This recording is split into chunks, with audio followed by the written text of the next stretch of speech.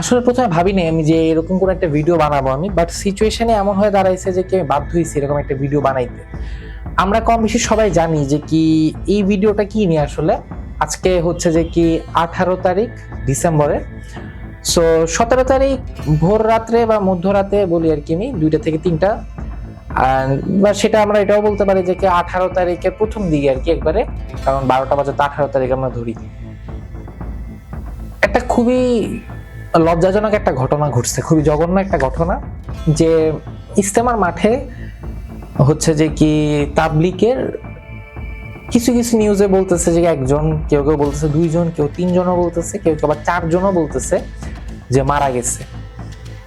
ইচ্ছাকৃত হোক বা অনিচ্ছাকৃত হোক, মারা গেছে, এটা একটা সত্যি কথা। আর সবচেয়ে বড় কষ্টদায়ক ব্যাপারটা কি, যে তাবলিক এমন একটা জায়গা যেখানে মানুষ সাধারণত যাই ইসলাম সম্পর্কে আরো বেশি জ্ঞান অর্জন করতে, দিনকে আপন করে নিতে, দিন সম্পর্কে আরো অনেক কিছু জানতে, ইসলাম সম্পর্কে আরো কিছু জানতে। আর এখানে এটা তো শিওর যে সবাই মুসলিম থাকবে, তাই না? এরকম একটা জায়গার মধ্যে কিভাবে মানুষ মারা যায়, এটা আমার মাথার ভিতর ঢুকে না। জিনিসটা এরকমও না যে দুর্ঘটনায় মারা গেছে, নিজেদের কিছু দাবি মানানোর জন্য, কিছুটা এটা সেটা নিজেদের ইচ্ছা পোষণের জন্য, এগুলোর জন্য মানে মানুষ মারা যাওয়া আমার কাছে খুবই মানে অদ্ভুত লাগলো ব্যাপারটা। মানুষের জীবনের মূল্য কি এতটাই কমে গেছে? এটা আমাকে বেশি অবাক করলো। আর এটা প্রতিবারই আমাকে ভাবায় যে কি দিন দিনই কিন্তু মানুষের জীবনের মূল্য তেমন একটা নাই, হুটহাট করে একজন আরেকজন মেরে ফেলতেছে কোনো একটা রিজন ছাড়াই, বা কোনো একটা ছোটখাটো একটা কারণে মেরে ফেলতেছে। আর সেই জায়গাতে ইসলামিক একটা জায়গার ভিতরে তাবলিগে এসেও এরকমই একটা ঘটনা আমার দেখতে হবে, এটা খুবই কষ্টজনক একটা ঘটনা। সো প্রথম থেকে যদি একবারে ডিটেলসে বলতে যাই, এই ঘটনাটা কিভাবে ঘটলো না ঘটলো, এটা আমার থেকে ভালো ওই জায়গায় যে উপস্থিত ছিল সে ভালো বলতে পারবে, তাই না? সো আমাদের যে সমন্বয়ক সার্জিস আলম, উনি হইতেছে যে আজকে দুপুরের দিকে একটা ভিডিও প্রকাশ করছে। ভিডিওর ভিতরে বলছে পুরো ডিটেলস যে কি দুই দলের অনুসারীদের কাছে কিভাবে ওরা গেছে, কি কি ওদের প্রস্তাব ছিল, কিভাবে এক দল কোনো কথা না শুনে নাই বলে দিচ্ছে। ওই জিনিসটাই এখন আমি এই ভিডিওতে দেখাবো। গতকালকে হচ্ছে আমরা যখন আমাদের জায়গা থেকে জানতে পারি যে সাতপন্থীদের স্টুডেন্ট যে গ্রুপগুলো রয়েছে তারা সচেতন ছাত্র সমাজ বা এরকম একটি নাম দিয়ে আসলে আমাদের প্রধান উপদেষ্টার যে বাসভবন অর্থাৎ যমুনা এটি ঘেরাও করার কিংবা এর সামনে অবস্থান কর্মসূচি নেওয়ার একটি পরিকল্পনা করে, তখন আমরা আমাদের জায়গা থেকে তাদের মধ্যকার যে সমস্যাগুলো, এই সমস্যাগুলো সমাধানের জন্য দুই গ্রুপে তাবলিকের অর্থাৎ সাতপন্থী গ্রুপ এবং জোবাইরপন্থী যে গ্রুপ, এইগুলোর মধ্যে তাদের মধ্যে যে বিভিন্ন রকমের সমস্যা চলছে, এগুলোর জন্য একটি যৌক্তিক উপায় সমাধান হয়, এটির জন্য আমরা প্রথমে গতকালকে রাত 12টার দিকে আমাদের জায়গা থেকে বিশ্ব অর্থাৎ আমাদের টঙ্গীর যে পশ্চিম সাইডে যে মসজিদটি রয়েছে ওই মসজিদের ওইখানে যাই, যেখানে সাতপন্থীরা এখন অবস্থান করছে। সেই জায়গাটিতে আসলে আমরা গিয়ে তাদের সাথে রাত 12টা থেকে প্রায় 2টা পর্যন্ত কথা বলি, এবং তাদের জায়গা থেকে তারা যে চিন্তাটি করেছিল সকাল 10টায় এখানে তারা অবস্থান কর্মসূচি ঘোষণা করবে এরকম একটি কথা ছিল। এবং তারা বলেছিল এটি কেন, কারণ তারা মাওলানা সাদ সাহেবের ভিসা চায় এবং তারা তাদের জায়গা থেকে 5 দিনের জোর করার 20 থেকে 25 তারিখ পর্যন্ত জোর করার একটি দাবি জানায়। আমরা আমাদের জায়গা থেকে সেখান থেকে যে সিদ্ধান্তটি নিয়ে আসি সেটা হচ্ছে একটি সিদ্ধান্ত, যে আমরা আমাদের জায়গা থেকে বলি যে প্রধানমন্ত্রী আমাদের যে হচ্ছে প্রধান উপদেষ্টার যে বাসভবন, তিনি আসলে এই অভ্যুত্থানের স্পিরিটকে সামনে রেখে গণভবনে না থেকে যমুনায় থাকেন। এটি তুলনামূলক অরক্ষিত হওয়ার কারণে আমাদের যখন ইচ্ছা বসবো, আর এটি আমাদের দেশের একটা অস্থিতিশীলতার চিত্র তুলে ধরবে, এটি কখনো হতে পারে না, এটি যৌক্তিক না, আমরা এটিকে সমর্থন করি না। সেই জায়গা থেকে আমরা তাদেরকে এটি অনুরোধ করি যে তারা যেন এখানে অবস্থান কর্মসূচি কিংবা ঘেরাও কর্মসূচি না করে, তারা এই অবস্থান থেকে সরে আসে। তারা তাদের জায়গা থেকে স্পষ্টভাবে দুইটি দাবি জানায়। এক নম্বর যে দাবিটি সেটি হচ্ছে যে তারা মাওলানা সাদ সাহেবের ভিসা নিশ্চিত চায়। দ্বিতীয়ত তারা 20 তারিখ থেকে 25 তারিখ 5 দিনের জোর করতে চায়। আমরা তাদের কাছে বলি যে 5 দিন করে যাবেন কিনা, এই কমিটমেন্টটুকু যদি আপনাদের থাকে যে 25 তারিখ আপনাদের যখনই শেষ হয়ে যাবে তখন আপনারা চলে যাবেন, তাহলে আমরা আমাদের জায়গা থেকে এই দুইটি দাবি নিয়ে আরেক কিছু গ্রুপ রয়েছে যারা এখন কাকরাইল মসজিদে অবস্থান করছে, জোবাইরপন্থী গ্রুপ, এবং সেখানে হেফাজতের নেতৃবৃন্দ রয়েছেন, তাদের সাথে আমরা গিয়ে কথা বলবো। তারা যখন এই কথাটি দেয় যে তারা এই কমিটমেন্টটি করছে 25 তারিখে তারা ছেড়ে দিবে, আমরা সেখান থেকে রাত 2টার দিকে কাকরাইল মসজিদে আসি। সেখানে আমাদের জোবাইরপন্থীদের যারা মাওলানা রয়েছেন, যারা সিনিয়র নেতৃবৃন্দ রয়েছেন তারা ছিলেন, হেফাজতের যারা সিনিয়র নেতৃবৃন্দ মাওলানা মাদুনুল হক সাহেব, মাওলানা মাহফুজুল হক সাহেব, তারা ছিলেন, সকলে ছিলেন। আমরা যখন তাদের সাথে আলোচনা করছি রাত 2টা থেকে 3টা যখন ক্রস করে যাচ্ছে, তখন এই আলোচনা চলাকালীন সময় আমাদের কাছে ফোন আসে যে সাতপন্থীদের যে গ্রুপটি রয়েছে সেখান থেকে তারা তাদের জায়গা থেকে ওই যে আরেকটি যে মাঠ রয়েছে, যে মাঠটি হচ্ছে ইস্তেমার যে মাঠটি সেদিকে যাওয়ার জন্য তাদের 10, 15, 20 হাজার মানুষ আসলে ওই রকম একটি তাদের পরিকল্পনা কিংবা মুভ দেখা যাচ্ছে।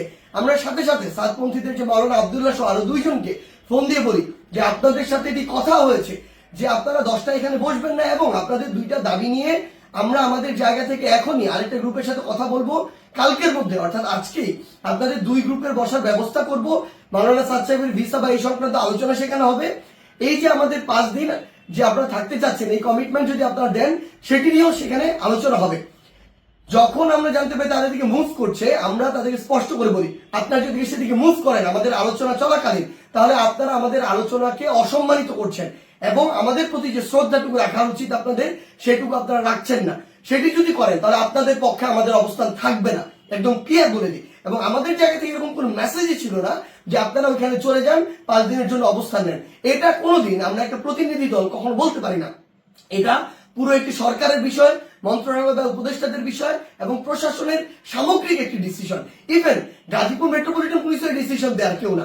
সেই জায়গা থেকে তারা এইসব কোনো কিছু তোয়াক্কা না করে যেটা হলো যে সেখানে এই দখলের বিষয়টিতে সেদিকে চলে যাওয়া হলো এবং ফাইনালি এখানে একটি সংঘর্ষ ঘটলো, যেই সংঘর্ষে 3 থেকে 4টি প্রাণ আমরা হারিয়েছি। আসলে সবচেয়ে গুরুত্বপূর্ণ কথা, গতকালকে আমরা তাদেরকে বলেছি যে তাবলিগের আসলে আপনারা যেই কাজগুলো করছেন এগুলো তাবলিগের স্পিরিটের সাথেও যায় না, এগুলো ইসলামের মুসলিমের স্পিরিটের সাথেও যায় না, কোনো কিছুর সাথে যায় না। এখানে আপনাদের ব্যক্তিগত গোষ্ঠীগত কোন জিনিসের মানে বহিঃপ্রকাশ আপনারা এখানে ঘটাচ্ছেন, ক্ষোভের হোক দ্বন্দ্বের হোক, এই বহিঃপ্রকাশগুলো ঘটাচ্ছেন। এবং সবচেয়ে গুরুত্বপূর্ণ বিষয় হচ্ছে যে এই জিনিসটি হয়েছে এখানে এটা সম্পূর্ণ অনাকাঙ্ক্ষিত এবং আমাদের মতের বাইরে গিয়ে এই বিষয়টি আসলে গতকালকে সেখানে হয়েছে এবং আমাদের আলোচনাকে শ্রদ্ধা বা সম্মানটুকু জানানো হয়নি এবং আরেক পক্ষের সাথে আলোচনা চলাকালীন সেখানে এরকম আক্রমণ এবং রক্তাক্ত ঘটনা ঘটেছে।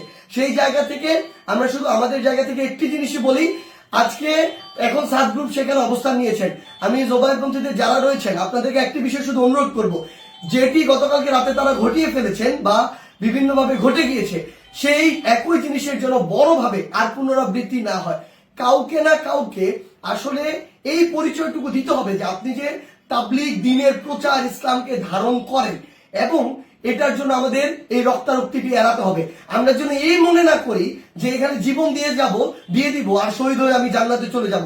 আমরা আমাদের ক্ষুদ্র জ্ঞান থেকে মনে করি এটা শহীদ হয়ে জান্নাতে যাওয়ার কোনো জায়গা হতে পারে না, এটা কোনো উপায় হতে পারে না, বরং এটা তাবলিগের মধ্যে, ইসলামের মধ্যে, মুসলিমের মধ্যে, দেশের মধ্যে একটি বিশৃঙ্খলা সৃষ্টি করা হচ্ছে।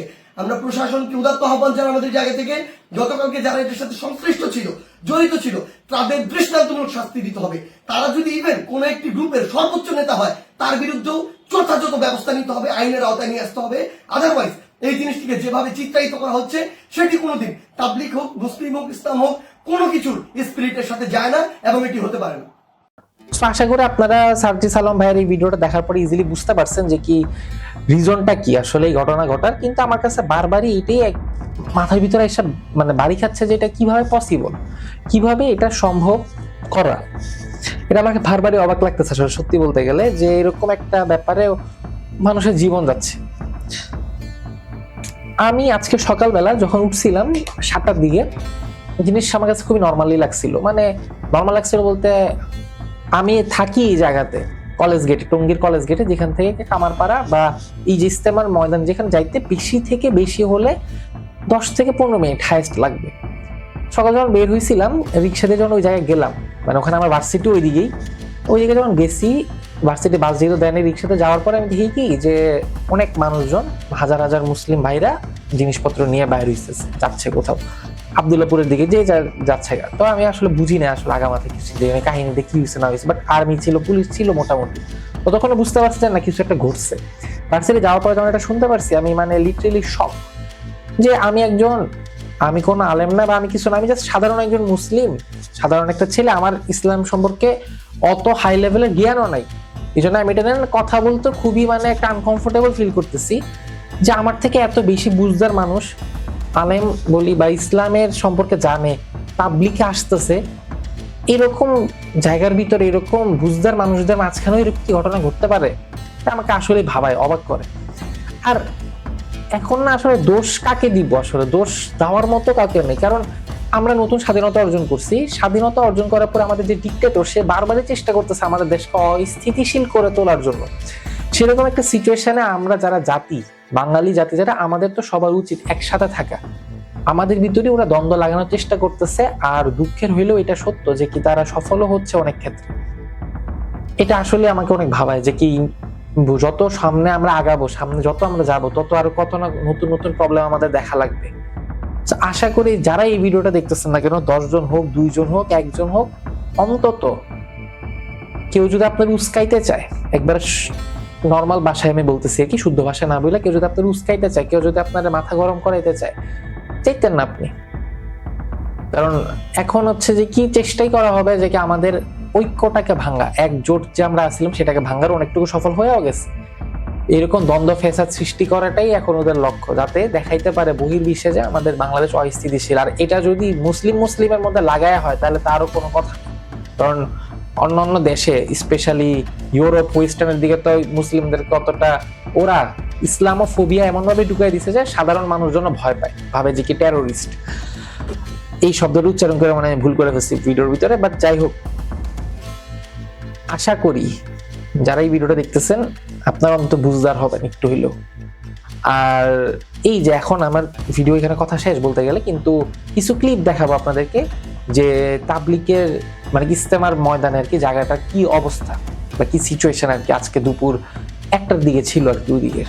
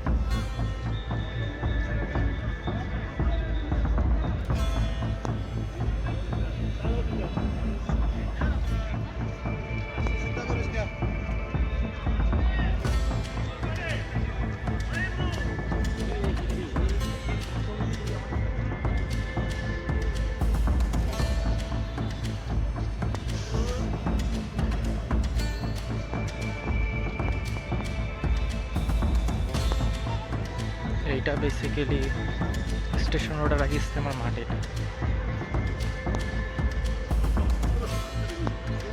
এটাকে কামারপাড়াও বলা হয়, এখানে ইজতেমার মাঠ।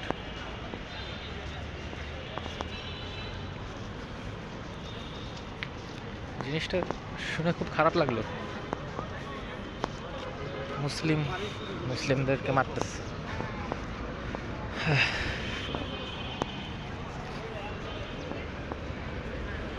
এখান থেকে যাবো কেমন এটাও বুঝতেছি না, যাওয়ার রাস্তাটা পুরো ব্লক করে দিছে।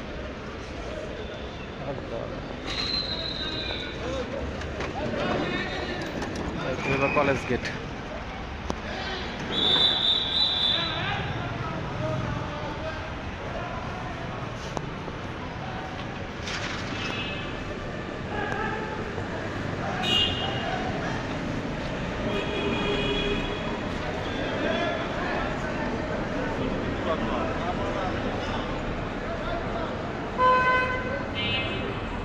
আই থিঙ্ক যাওয়া যাইব।